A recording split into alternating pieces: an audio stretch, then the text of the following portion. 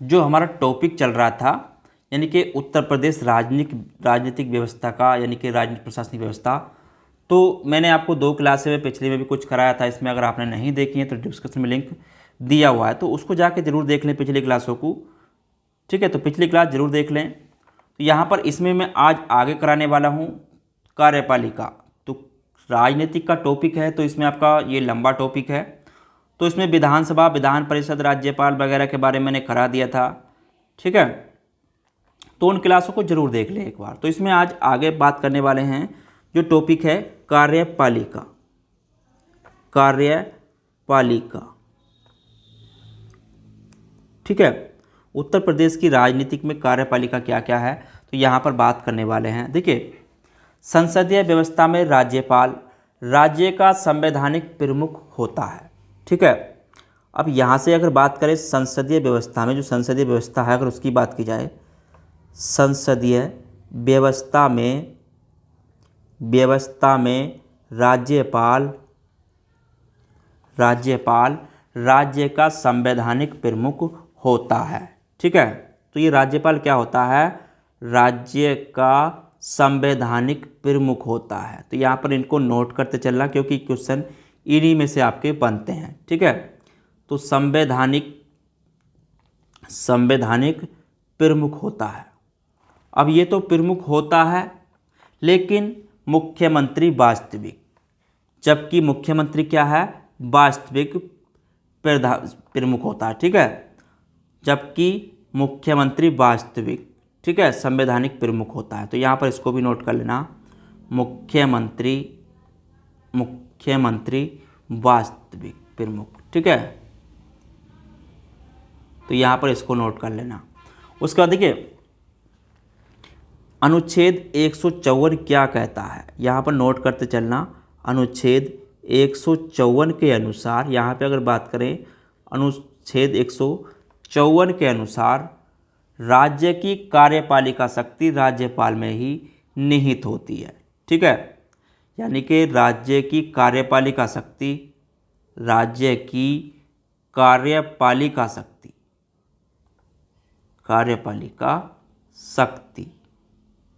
राज्यपाल में निहित होती है। ठीक है, तो इनको नोट करते चलना, निहित होती है। तो ये हो गया। लेकिन यहाँ पे अब बात क्या बनती है, वह इसका प्रयोग संविधान के अनुसार स्वयं अथवा अपने अधीनस्थ अधिकारियों के माध्यम से करता है। लेकिन इसका प्रयोग, ठीक है, इसका प्रयोग इस संविधान के अनुसार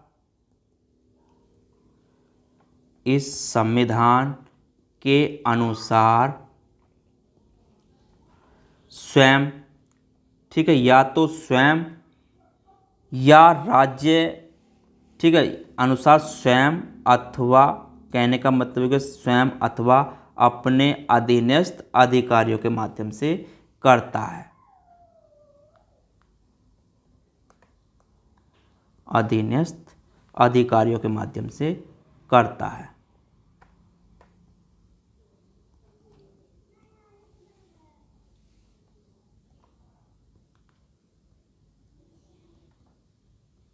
ठीक है, देखिए, लेकिन यहाँ पर एक चीज़ और नोट करना आगे, अनुच्छेद 164, अनुच्छेद 164 के अनुसार, और यहाँ पे बात करें अनुच्छेद 164 के अनुसार, मुख्यमंत्री की नियुक्ति राज्यपाल द्वारा की जाती है।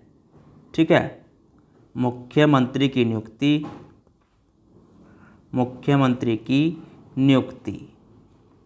राज्यपाल द्वारा की जाती है।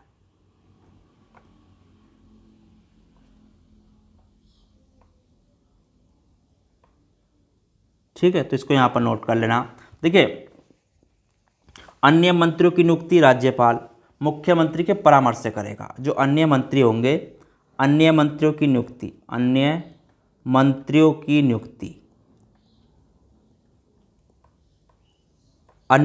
नियुक्ति कौन करेगा, राज्यपाल मुख्यमंत्री के परामर्श से करेगा। ठीक है, अन्य मंत्रियों की नियुक्ति मुख्यमंत्री,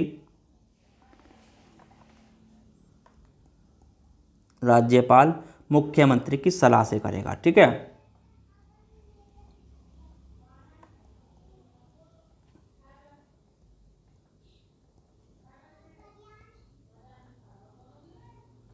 चलिए उसके बाद देखिए, मंत्री राज्यपाल के प्रसाद पर्यंत अपने पद धारण करेंगे। उसके बाद यहाँ पे कहने का मतलब क्या हो गया, यानी कि मंत्री राज्यपाल के, यहाँ पर कहने का मतलब है मंत्री राज्यपाल के प्रसाद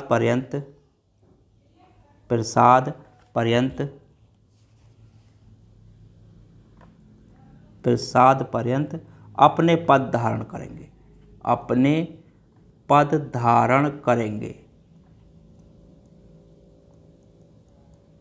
ठीक है, देखिए यहाँ पर नोट करते चलना, मंत्रिपरिषद सामूहिक रूप से राज्य विधानसभा के प्रति उत्तरदायी होती है। मंत्रिपरिषद जो होती है, मंत्रिपरिषद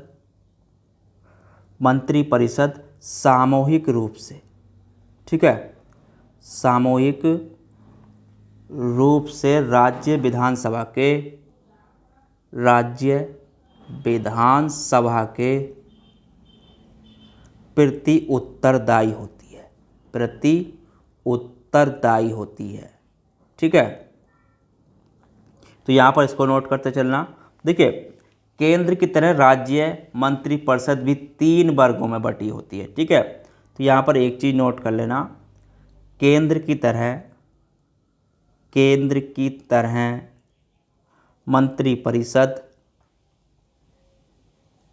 मंत्रिपरिषद के भी 3 वर्ग हैं। ठीक है, के 3 वर्ग। अब कौन कौन से होते हैं, तो यहाँ पर नोट करना, कैबिनेट मंत्री क्या होता है, एक होता है कैबिनेट मंत्री, दूसरा इसमें होता है राज्य मंत्री। ठीक है, राज्य मंत्री,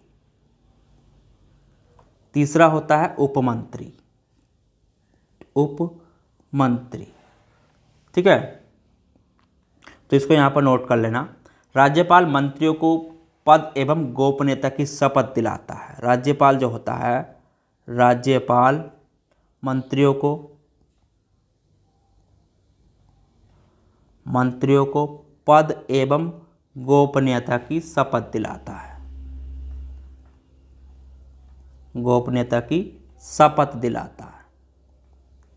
ठीक है, शपथ दिलाता है। अब उसके बाद देखिए, अनुच्छेद 166 क्या कहता है, यहाँ पर इसको नोट कर लेना।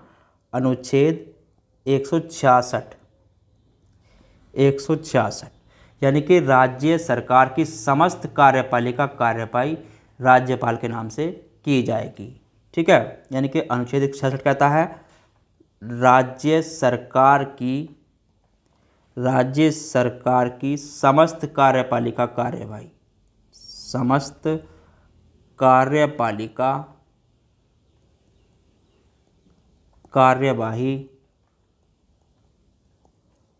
राज्यपाल के नाम से की जाएगी।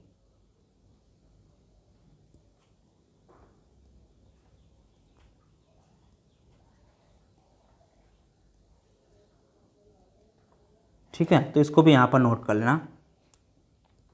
देखिए, जितने भी पॉइंट टू पॉइंट लिखवा रहा हूँ सारे मोस्ट हैं, इनको नोट करते चलना। देखिए, यहाँ पर नोट करते चलना, जो मंत्री होते हैं, मंत्री पद पर नियुक्त होने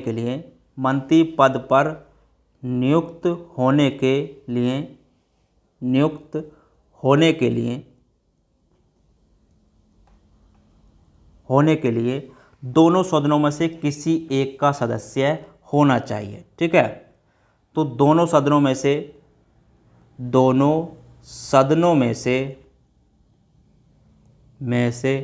किसी एक का सदस्य होना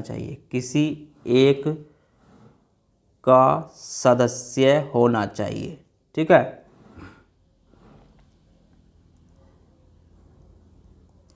होना आवश्यक है। तो नोट करते चलना। अगर ऐसा नहीं है, ठीक है, यदि ऐसा नहीं है तो, अगर बात करें यदि ऐसा नहीं है तो क्या होगा, तो 6 माह के भीतर उसे किसी एक सदन की सदस्यता ग्रहण करना अनिवार्य है। ठीक है, तो 6 माह के भीतर, तो 6 माह के भीतर किसी एक सदन की सदस्यता ग्रहण करना अनिवार्य है। ठीक है, किसी एक सदन की सदस्यता ग्रहण करना अनिवार्य है, करना अनिवार्य है। ठीक है, वरना वो मंत्री नहीं रह सकता। ठीक है, चलिए उसके बाद आगे नोट करना, मंत्रियों के वेतन भत्ते निर्धारण समय समय पर विधानमंडल द्वारा किए जाते हैं। तो यहाँ पर इसको नोट कर लेना, मंत्रियों के वेतन भत्ते, मंत्रियों के वेतन भत्ते का निर्धारण, वेतन भत्तों का निर्धारण, तो वेतन भत्तों का निर्धारण समय समय पर विधानमंडल द्वारा किया जाता है। ठीक है, निर्धारण समय समय पर विधानमंडल द्वारा किया जाता है।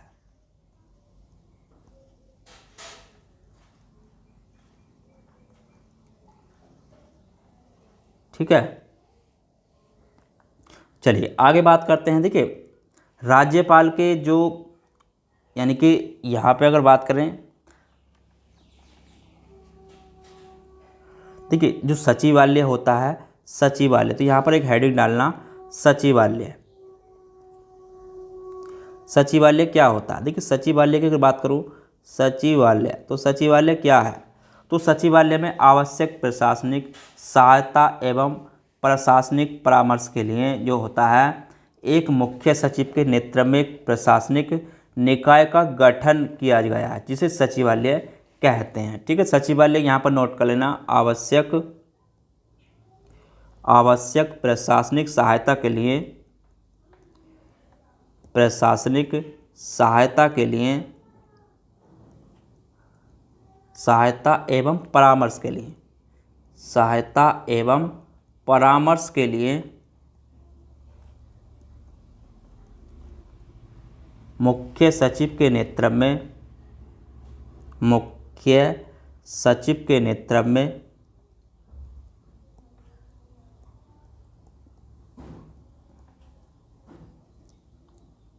एक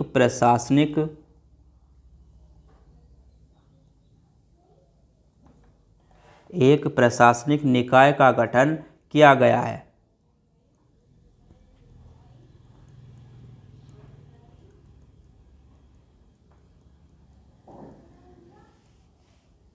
जिसे सचिवालय कहते हैं। ठीक है, तो जिसे क्या कहते हैं? सचिवालय कहते हैं। तो यहाँ पर इसको नोट कर लें। ठीक है, सचिवालय कहते हैं। अब देखिए राज्यपाल के प्रशासनिक अध्यक्ष को मुख्य सचिव, यहाँ पर एक चीज़ नोट कर लेना, राज्यपाल के प्रशासनिक अध्यक्ष को क्या कहते हैं? राज्य सचिवालय के प्रशासनिक अध्यक्ष को, राज्य सचिवालय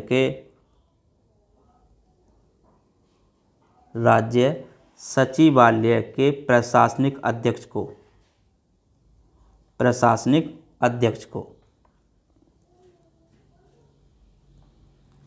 प्रशासनिक अध्यक्ष को क्या कहते हैं? मुख्य सचिव।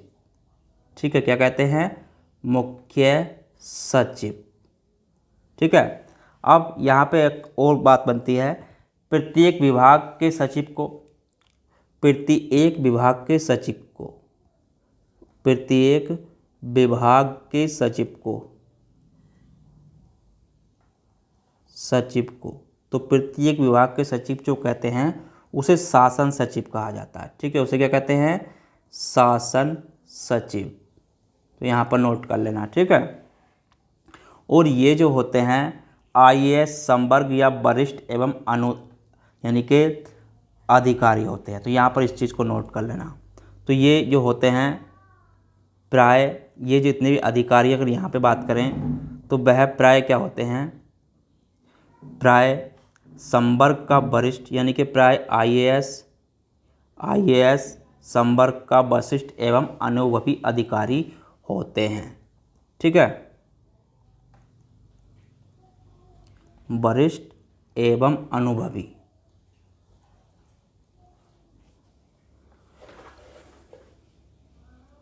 अधिकारी होते हैं।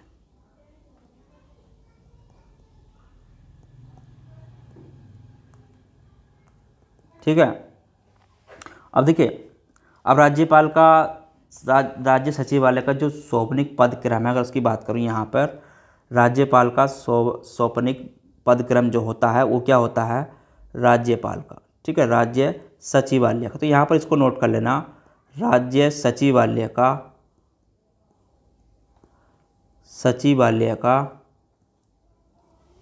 सौपनिक पदक्रम, सौपनिक पदक्रम।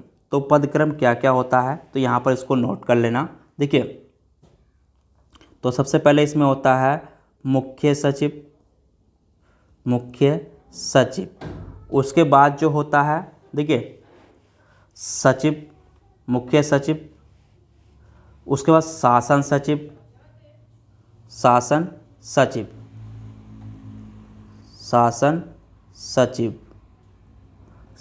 सचिव के बाद, ठीक है, सचिव अतिरिक्त। तो यहाँ पर इसको नोट कर, सचिव। ठीक है,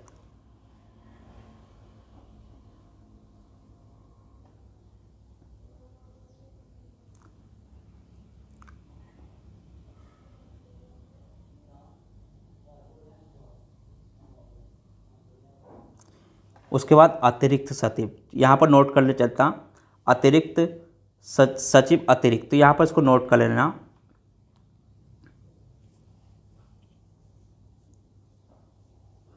तो इनको ही नोट करना, ज़्यादा इसमें ज़्यादा लंबा पढ़ने की जरूरत नहीं है। ठीक है, तो मुख्य सचिव, शासन सचिव, तो यहाँ पर इसको नोट कर लेना। ठीक है, चलिए, देखिए, उसके बाद यहाँ पे एक चीज़ और नोट करना जो मैं आपको लिखवाने वाला हूँ आगे। देखिए, सचिवालय राज्य प्रशासन के पर्यवेक्षण, निर्देशन और नियंत्रण का कार्य करता है। सचिवालय क्या क्या करता है, तो सचिवालय की यहाँ पर बात करूँ, सचिवालय राज्य प्रशासन के, सचिवालय राज्य प्रशासन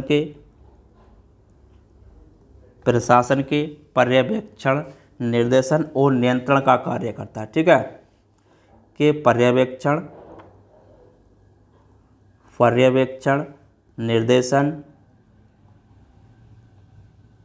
निर्देशन और नियंत्रण का कार्य करता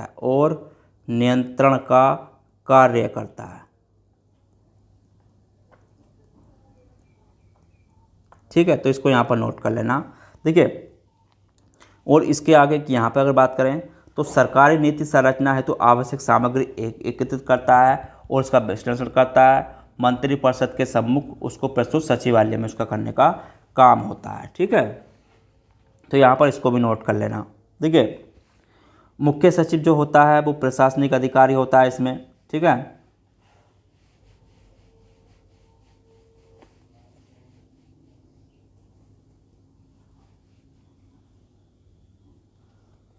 यहाँ पर एक चीज़ नोट करना जो मैं आपको लिखवाने वाला हूँ। देखिए, राज्य में जो स्थान और कार्य मुख्य सचिव का है, राज्य में जो स्थान और कार्य मुख्य सचिव का है, वही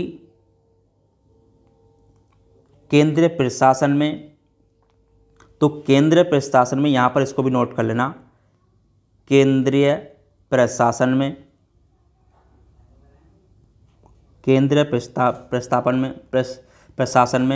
वही स्थान और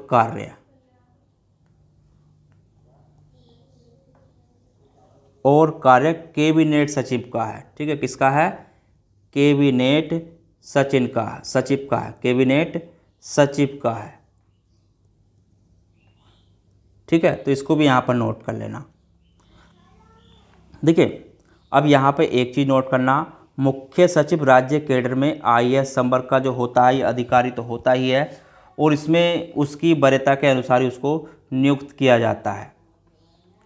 अब देखिए, मुख्य सचिव राज्य शासन का प्रमुख होता है। अब यहाँ पर एक चीज़ नोट कर लेना, मुख्य सचिव जो होता है, मुख्य सचिव राज्य प्रशासन का प्रमुख होता है। राज्य प्रशासन का प्रमुख होता है। क्या होता है? प्रमुख होता है। तो यहाँ पर इसको भी नोट कर लेना। देखिए, इसके जो कार्यकारी विभाग होते हैं, यहाँ पे बात करूँ, कार्यकारी विभाग जिसे बोलते हैं निदेशालय, ठीक है, जो विभाग होते हैं जिसे बोलते हैं हम निदेशालय।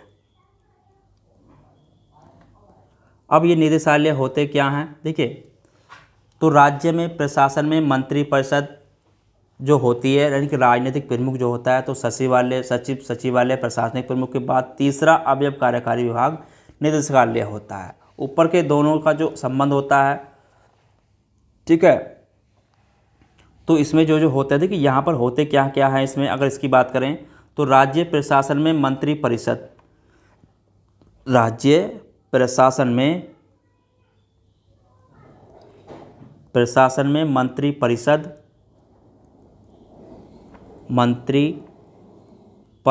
यानी कि राजनीतिक प्रमुख।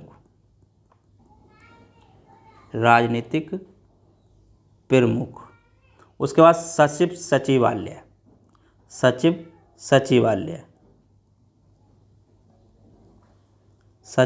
सचिवालय यानी कि प्रशासनिक प्रमुख।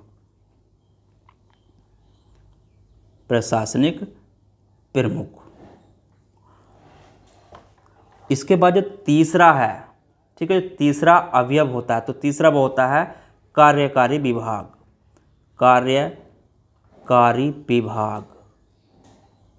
ठीक है। तो कार्यकारी विभाग यानी कि निदेशालय होता है, तो इसको यहाँ पर नोट कर लेना, ठीक है। तो इसके बाद क्या होता है, आपका निदेशालय होता है, ठीक है। तो ऊपर के जो दोनों हैं, अगर यहाँ पे बात करें, ऊपर के दोनों का संबंध जो होता है, ऊपर के दोनों का संबंध नीति निर्माण से है, ठीक है। कैसे आपका संबंध? नीति निर्माण से,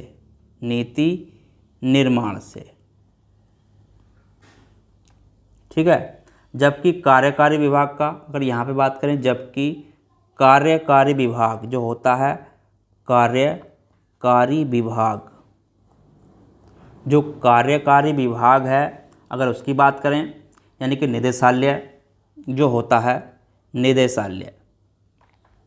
निदेशालय तो क्रियान्वयन के लिए प्राथमिक रूप से उत्तरदायी संस्था है, ठीक है। तो इसका ये कार्य यही करती है, यानी कि क्रियान्वयन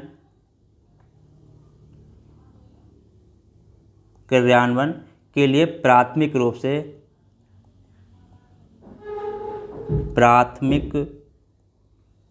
से उत्तरदायी संस्था है, ठीक है।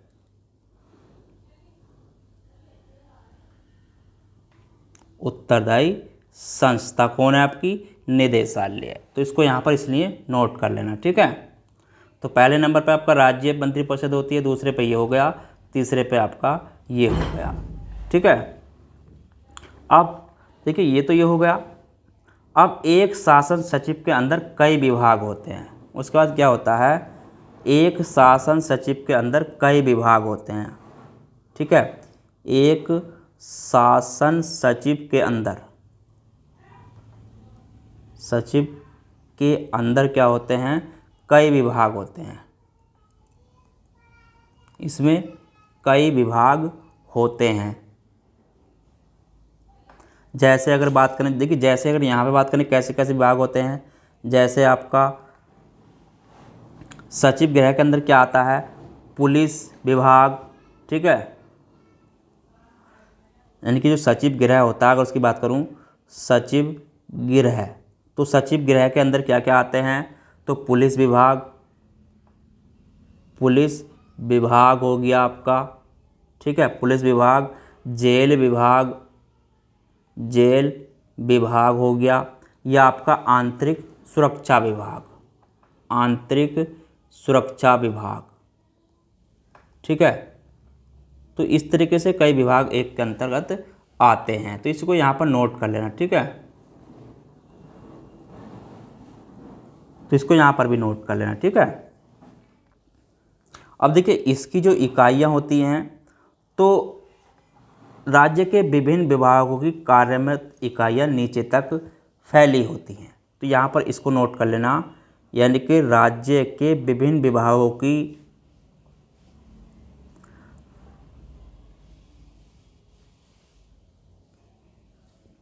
राज्य के विभिन्न विभागों की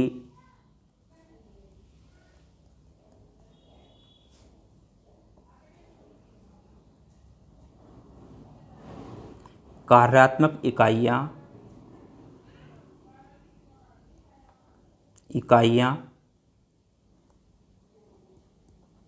नीचे तक फैली होती हैं।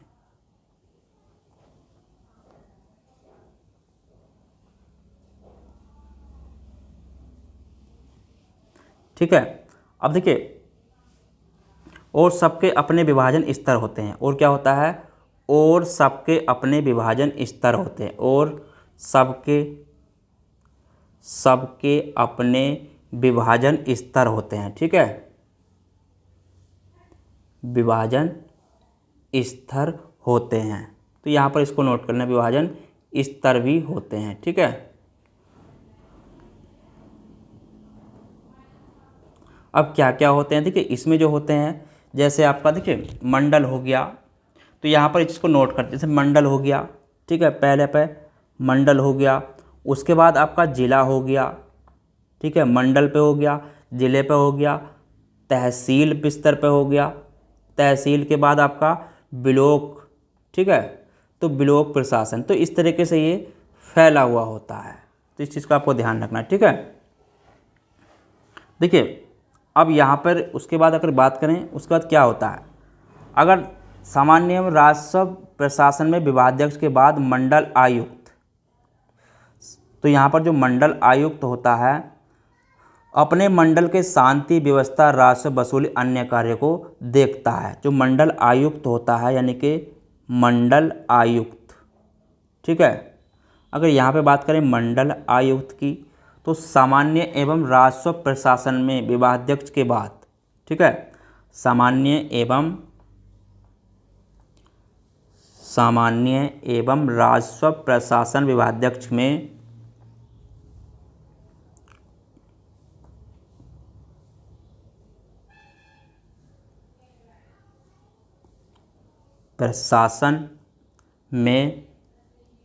विभागाध्यक्ष के बाद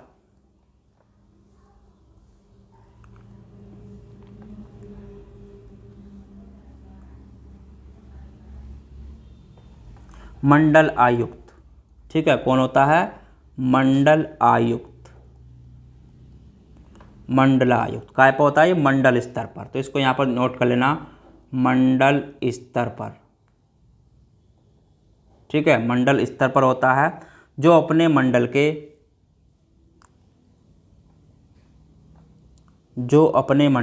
स्तर के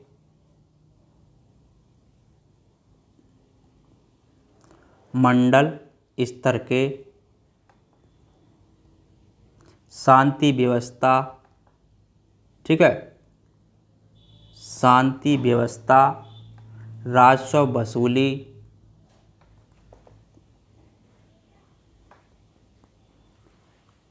तथा अन्य कार्य को देखता है।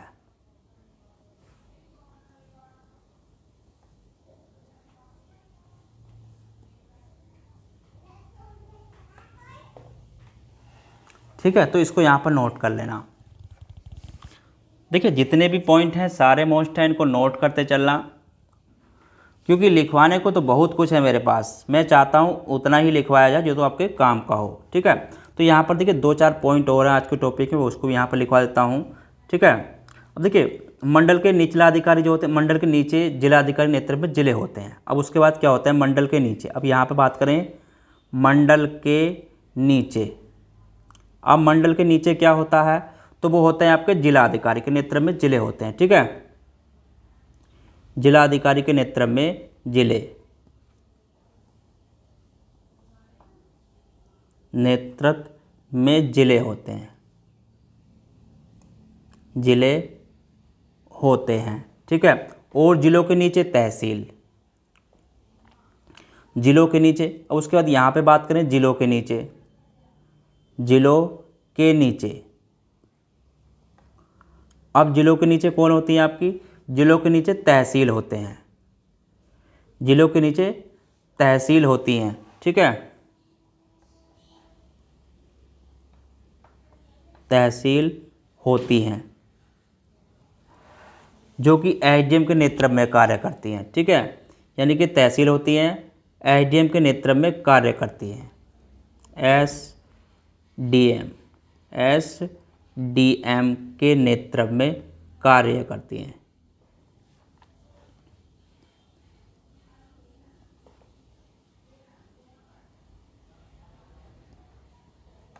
ठीक है, कार्य करती हैं। उसके बाद देखिए उसके यहाँ पे एक चीज़ और नोट कर लेना, और जिले के नीचे क्या होता है। अब जिले के नीचे की यहाँ की बात करें, जिले के तहसील, तहसील के नीचे। अब तहसील के नीचे की अगर बात करें,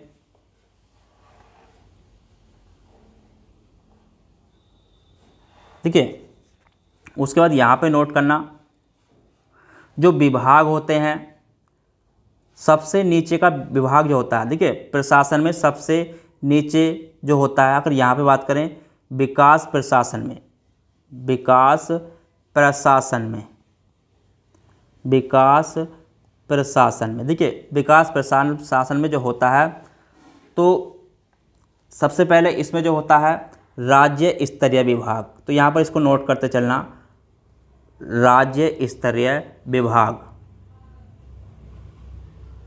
राज्य स्तरीय विभाग।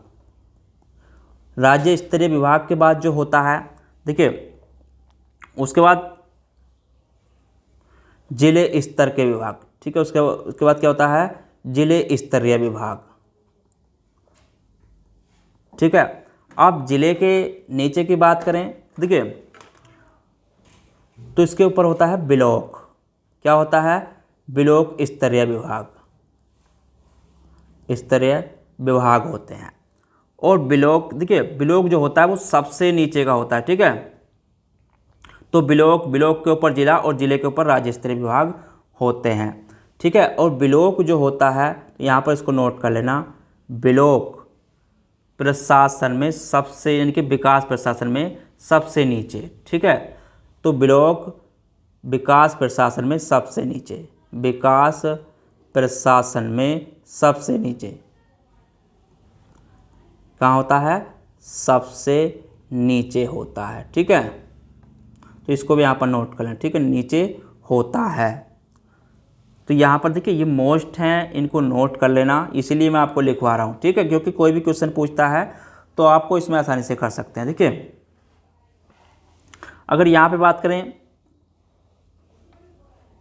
महाधिवक्ता जो होता है, महाधिवक्ता, महाधिवक्ता, तो महाधिवक्ता की अगर बात करूं तो ये क्या होता है, देखिए संविधान के अनुच्छेद 165 के अनुसार जो इसकी नियुक्ति होती है, ठीक है, महाधिवक्ता की। तो यहाँ पर नोट कर लेना, संविधान के 165 के संविधान के अनुच्छेद 165 के, संविधान के अनुच्छेद 165 के अनुसार, ठीक है, अनुसार राज्य में, अनुसार राज्य में नियुक्ति,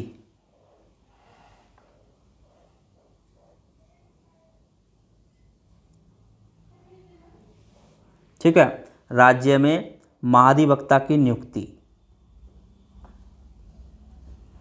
महाधिवक्ता की नियुक्ति राज्यपाल द्वारा, किसके द्वारा की जाती है, राज्यपाल द्वारा। देखिए अवधि नीति नहीं है, इसमें क्या होता है, अवधि नहीं, राज्यपाल द्वारा इसकी नियुक्ति की जाती है, नियुक्ति की जाती है, ठीक है। और उसी के प्रसाद पर्यंत पद धारण करता है, की जाती है, उसी के प्रसाद पर्यंत पद धारण करता है, पद धारण करता है, ठीक है। तो इसको भी यहाँ पर नोट कर लेना। देखिए अब इस पद पर नियुक्ति के लिए जो होता है, इस पद पर नियुक्त होने के लिए, पद पर नियुक्त होने के लिए क्या होना चाहिए, इस पद पर नियुक्त होने के लिए, अब देखिए यहाँ पर नोट कर लेना, महाधिवक्ता पद पर नियुक्त होने के लिए, पद पर नियुक्त होने के लिए,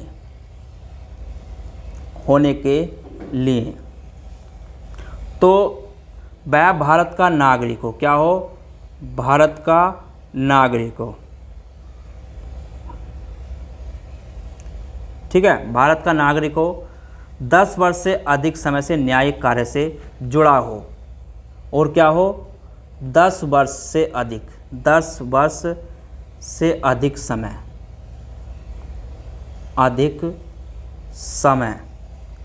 न्यायिक कार्य से जुड़ा हो, न्यायिक कार्य से जुड़ा हो,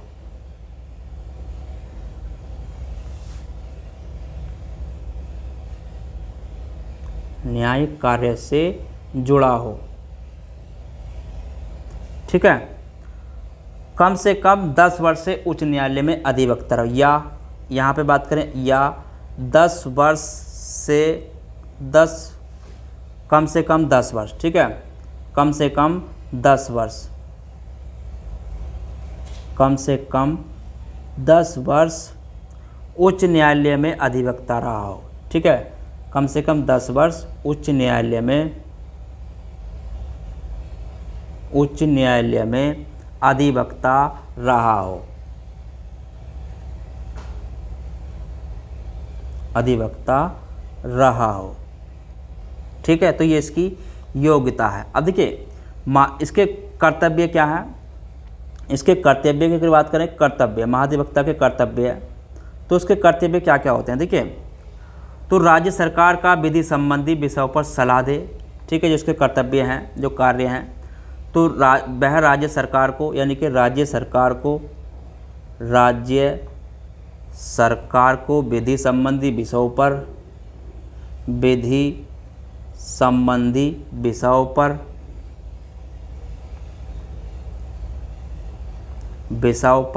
सलाह दे, क्या दे, सलाह दे, ठीक है, और विधिक स्वरूप पर के ऐसे अन्य कर्तव्यों का पालन करे जो राज्यपाल समय समय पर सौंपे, ठीक है। और ये जो होता है, देखिए, महाधिवक्ता राज्य का प्रमुख विधि अधिकारी होता है, ठीक है, तो राज्य का प्रमुख विधि अधिकारी होता है, ये क्या होता है, राज्य का प्रमुख विधि अधिकारी होता है, ठीक है, विधि अधिकारी होता है, अधिकारी होता है, ठीक है। तो ये कुछ मोस्ट पॉइंट थे जो मैंने आपको यहाँ पर लिखवाए हैं, तो यहाँ पर इसको नोट कर लेना, ठीक है। तो आज के टॉपिक में इतना ही रहने देते हैं।